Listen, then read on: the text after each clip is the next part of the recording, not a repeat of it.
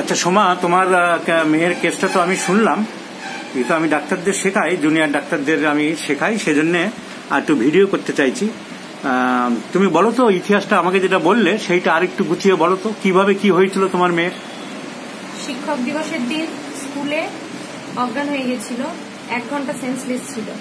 তো স্কুল থেকে আমাদের ফোন করেছিল, তো আমি আর বাবা গেলাম, গিয়ে দেখি মেয়ে তখনও অজ্ঞান হয়ে গিয়েছে। তো ওখান থেকে আমরা কল্যাণী নিয়ে যাই, কল্যাণী নিয়ে গিয়ে মাথা স্ক্যান করতে হলো। কল্যাণী হসপিটালে স্ক্যানটা বাইরে থেকে করেছিলাম। আচ্ছা, ঠিক আছে ঠিক আছে। হসপিটালে ভর্তি করে নিল, তো 3 দিন ওখানে ছিলাম মেয়ে নিয়ে।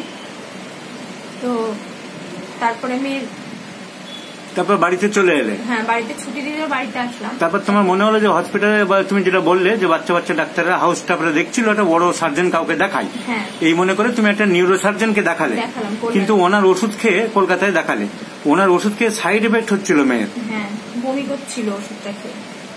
তো বমি করার পরে তখন আমরা চাকদায় ওকে ছোটবেলায় যে ডাক্তার দেখতো সৌমেন অধিকারীর কাছে নিয়ে গেলাম। তো নিয়ে যাওয়ার পর উনি দেখছিলেন, সংক্ষেপে করে দিচ্ছি, ওষুধপত্র দিচ্ছিলেন। তারপর তোমাদের মনে হলো একজন হোমিওপ্যাথি, আমাদের জুনিয়র ডাক্তারের কাছে শুনলে যে হোমিওপ্যাথি ভালো হবে, তারপরে আমার কাছে এসে ওনার ওষুধ চলছিল, এখনো চলছে আর কি। এই হলো এই সৃষ্টিটা। তুমি আমাকে বলো যে তোমাদের মেয়ে কোনো মানসিক আঘাত পেয়েছে? তোমাদের বাড়িতে কোনো ঝগড়াঝাটি, গন্ডগোল, অশান্তি আগের দিন হয়েছিল বড় ধরনের? তেমন কিছু হয়নি? বা তার আগের দিন বা 2-4 দিনের মধ্যে পড়ে গিয়ে কোনো মাথায় আঘাত টাঘাত কিছু লেগেছিল? সেরকম কোনো ঘটনা মনে হয়নি। ঠিক আছে, আমি দেখছি। আর এই পরীক্ষা নিরীক্ষা তোমরা করেছো, এই হলো ব্যাপার। এইটুকু আমি ডাক্তারদের শেখানোর জন্য, বাকিটা কেন কি ওষুধ দিলাম ওদের দেখাবো বলে ভিডিও করলাম। তোমাকে সহযোগিতা করার জন্য ধন্যবাদ।